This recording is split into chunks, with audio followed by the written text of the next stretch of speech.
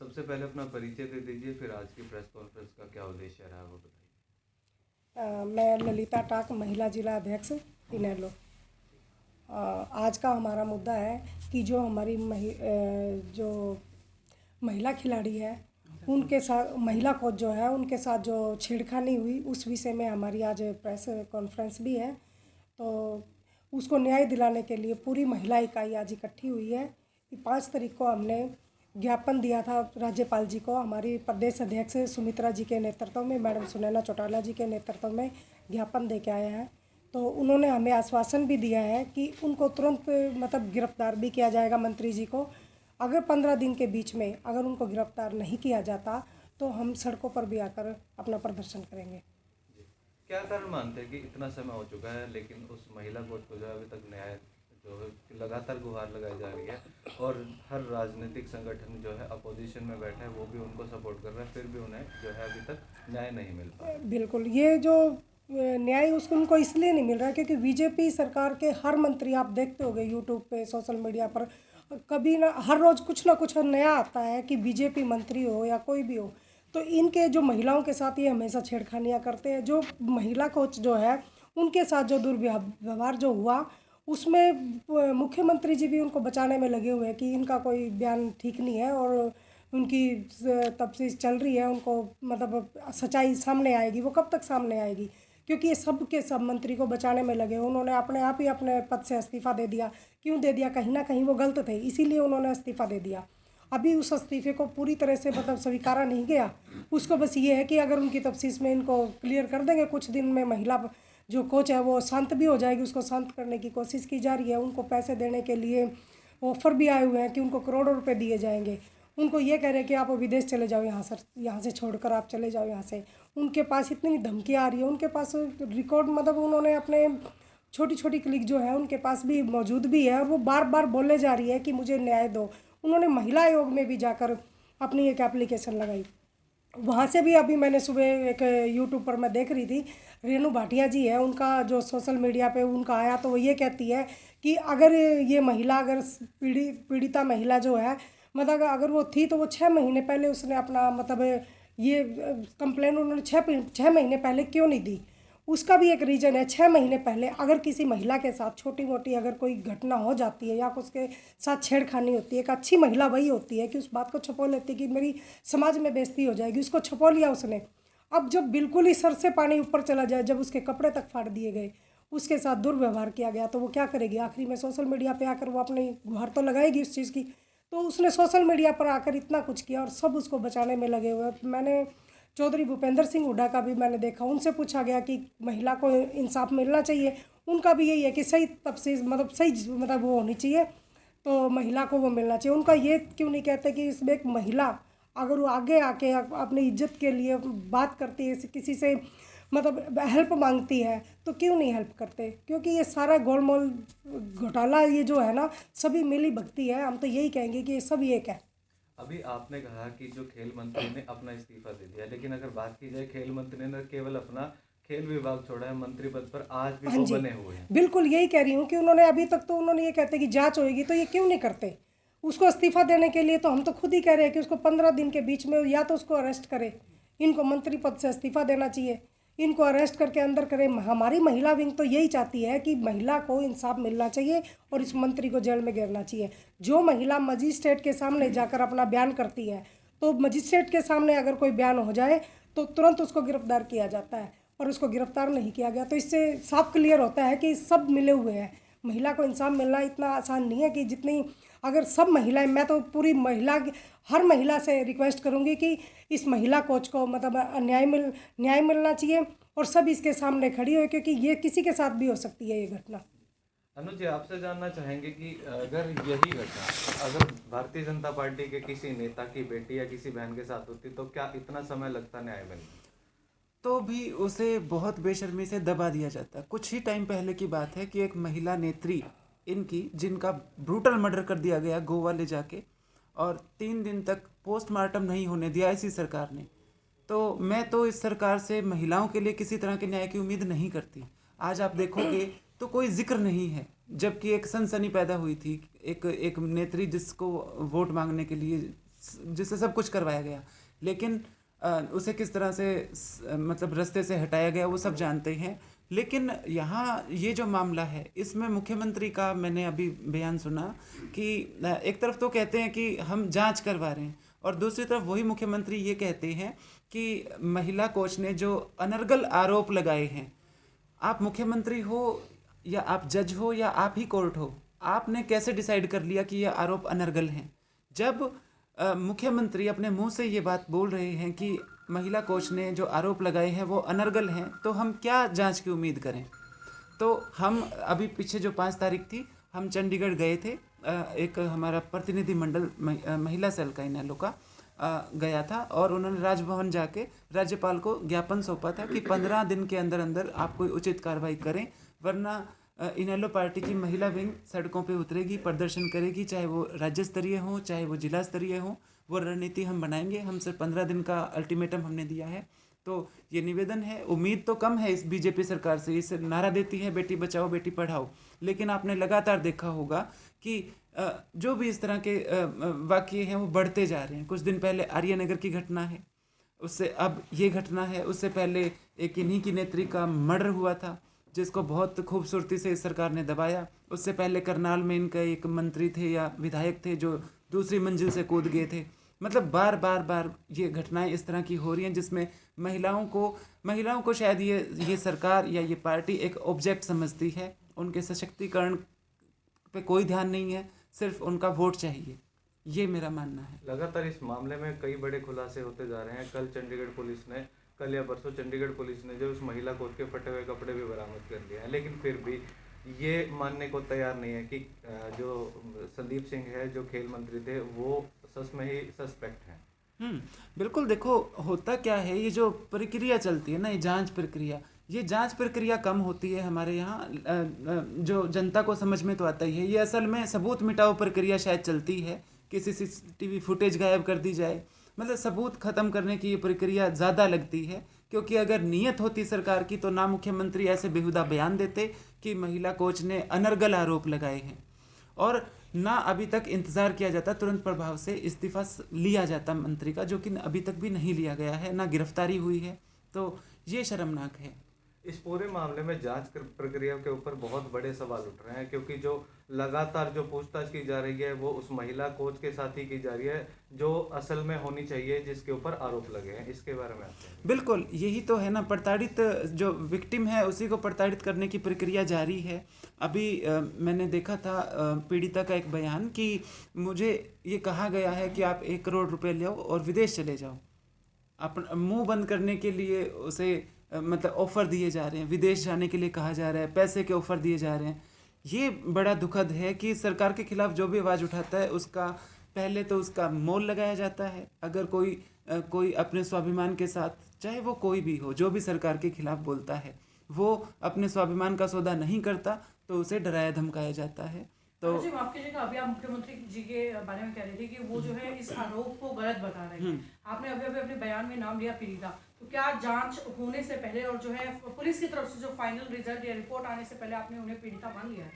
हाँ बिल्कुल मान लिया है क्योंकि अभी तक जो उन्होंने आरोप लगाए वो साबित नहीं हो पाए हैं, जांच अभी भी जारी है, तो उससे पहले ही आपने उन्हें पीड़िता घोषित कैसे कर दिया है? पीड़िता घोषित ऐसे कर दिया है कि मीडिया से रिपोर्ट्स आई हैं कि फटे हुए कपड़े तक बरामद हो गए हैं। तो राजी खुशी तो कपड़े फटते नहीं हैं, कुछ तो बात है, कुछ तो शोषण है, इसलिए मैंने पीड़िता कहा।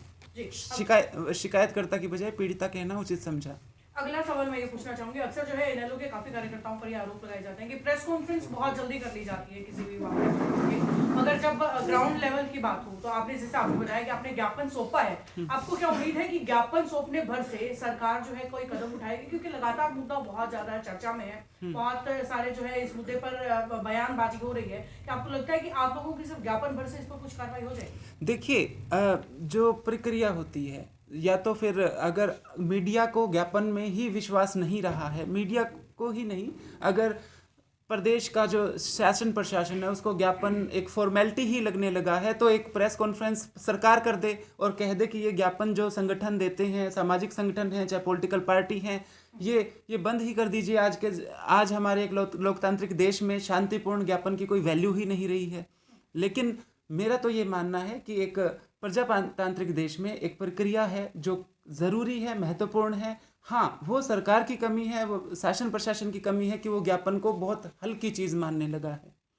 तो हमारे लिए तो ये एक बहुत महत्वपूर्ण प्रक्रिया है। राज्यपाल कोई छोटा पद नहीं है और ज्ञापन कोई छोटी चीज़ नहीं है। ये एक संदेश है एक पॉलिटिकल पार्टी का, महिला विंग का, कि आप इस बारे में कार्रवाई करिए। हाँ, लेकिन अगर कार्रवाई नहीं की जाती और ज्ञापन को सरकार सिर्फ अगर एक फॉर्मेलिटी समझती है तो ये सरकार की एक भूल है और एक कमी मानती हूँ मैं इसको सरकार की। जब ये मामला उजागर हुआ तो उस महिला कोर्ट ने सबसे पहले इनेलो के ऑफिस में आकर अपनी बात रखी और एक सपोर्ट मांगा। तो इस पूरे मामले में इंडियन नेशनल लोकदल किस तरीके से उन्हें सपोर्ट करेगी और किस तरीके से उन्हें न्याय दिलवाएगी? बिल्कुल, ये आपने सही कहा। जब ये मामला उन्होंने अभय जी के सामने रखा तो तुरंत अभय ने इस पर संज्ञान लिया और उन्होंने वही तुरंत एक प्रेस कॉन्फ्रेंस रखवाई महिला के कहने पे कि आप अपनी बात रखिए, डरने की कोई ज़रूरत नहीं है, इनेलो पार्टी आपके साथ है। उसके बाद हमारा जो इनेलो का महिला विंग है उसका एक प्रतिनिधिमंडल की मीटिंग हुई और हमने राज्यपाल को ज्ञापन दिया और अल्टीमेटम दिया है 15 दिन का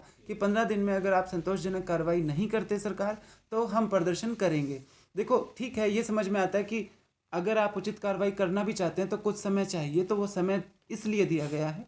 तो अगर कोई कार्रवाई उचित नहीं होती तो इनेलो का महिला विंग प्रदर्शन करेगा। मामला चंडीगढ़ कोर्ट के अधीन है, चंडीगढ़ के अंदर ये पूरा मामला हुआ, लेकिन हरियाणा सरकार जो एक एसआईटी बनाकर इस पूरे मामले को चंडीगढ़ से हरियाणा में शिफ्ट करना चाह रही है, इसके पीछे आप क्या मंशा मानते हैं? मंशा तो देखो सीधी सी है। एसआईटी बहुत, जहाँ पे भी इन्हें चीज़ें दबानी होती है, एसआईटी की ज़रूरत क्या थी?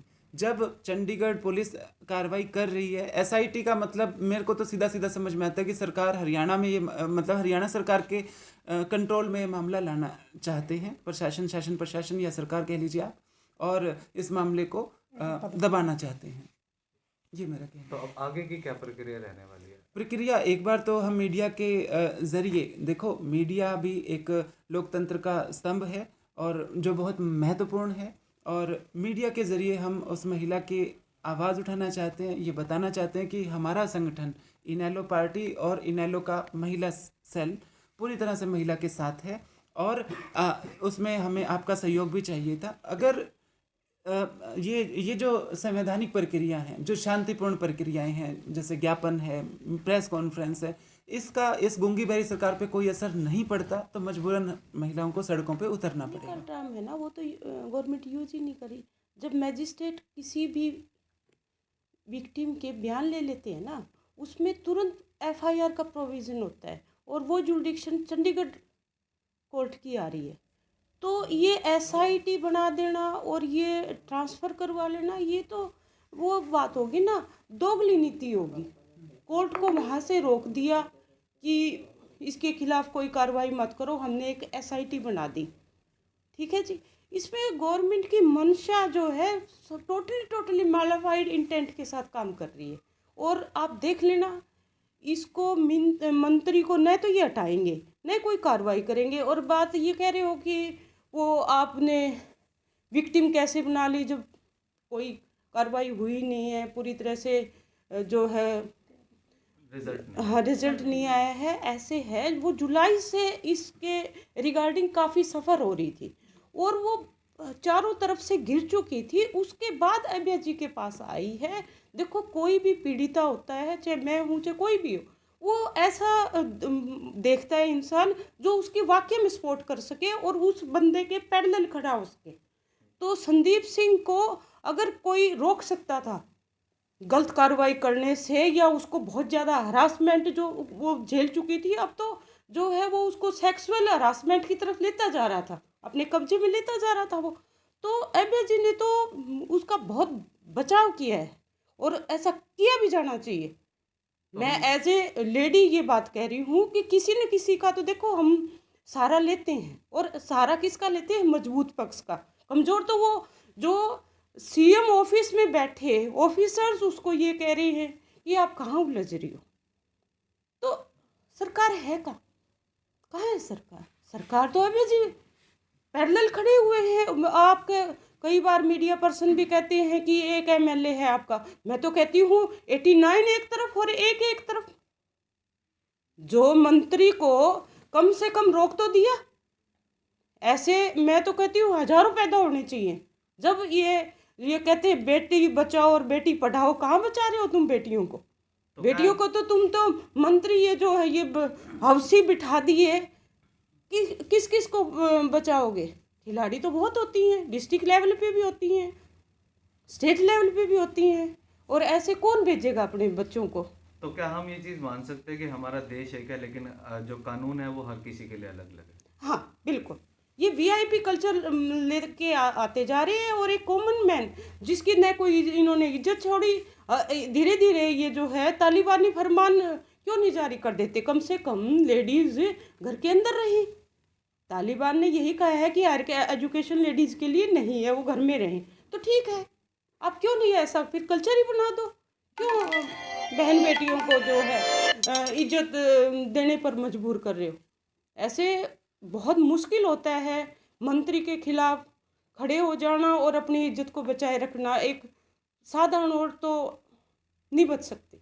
अनुज, एक आखिरी सवाल आपसे लेना चाहूँगा कि अक्सर जो गांव तबके में देखा गया है कि लड़कियों को पढ़ने के लिए या पढ़ाई करने के लिए या खेलने के लिए बहुत मुश्किल से जो है माँ बाप अपने घर से बाहर भेजते हैं। तो अब ये सब होने के बाद एक गांव अंचल में खासकर जो माता पिता पहले ही डरते हैं, घबराते हैं, क्या वो अपने बच्चों को अब खेलने के लिए बाहर भेज पाएंगे? देखिए, चिंता तो बढ़ती है क्योंकि जो स्टेडियम में बच्चियां आती हैं, अगर आप उनसे बातचीत करेंगे तो ज़्यादातर बच्चे जो हैं वो गरीब परिवारों के हैं। बहुत मुश्किल से उनकी जो डाइट की नीड्स हैं, जो उन्हें स्पोर्ट्स गुड्स चाहिए, वो परिवार प्रोवाइड करवा पाते हैं, ये सोच के कि एक दिन हमारा बच्चा भी नाम रोशन करेगा। कंपटीशन बहुत है, फिर भी लड़कियां किसी तरह से घर वालों को सेटिस्फाई करके, संतुष्ट करके और मतलब स्टेडियम्स में आके खेलती हैं। जब इस तरह की चीज़ें सुनने को मिलती हैं तो ऑफ कोर्स उनका जो मनोबल है वो टूटता है कि जब इतने बड़े स्तर पे ये चीज़ें हो रही हैं तो जिला स्तर पे या मतलब छोटे स्तर पे महिलाओं को या हमारी बेटियों को, जो कि एक कच्ची उम्र है, उन्हें समझ नहीं होती कि उन्हें कब विरोध शुरू कर देना है, कहाँ क्या लिमिट है। देखो, बचपन में नहीं जानकारी होती है, छोटी एज में जब बच्चा होता है तो, और यंग एज खेलने की एज होती है, तो ये जिम्मेदारी तो पेरेंट्स को ऑफ कोर्स चिंतित करती है कि कहीं हमारी बेटी के साथ भी कुछ ऐसा ना हो। जब एक लड़की जो रियो ओलंपिक तक पहुंच चुकी है, जो एक गवर्नमेंट जॉब तक पहुंच चुकी है, जो इतने सालों से खेलों में है, उसके साथ ये हैरेसमेंट हो सकती है, तो एक नया बच्चा जो अभी जिला स्तर पे खेल रहा है या राज्य स्तर पे खेल रहा है, तो उसके लिए तो कठिनाइयाँ हैं, बिल्कुल हैं, और परिवार की चिंता बढ़ना जायज़ है इस तरह के मामले। अपना सामान एमआरपी पर नहीं, डिस्काउंट पर लो। और हिसार में डिस्काउंट कहाँ मिल रहा है ये जानो सेलट्रेंडिंग.com पर। विजिट सेलट्रेंडिंग.com, पहले कंपेयर करो फिर शॉप करो।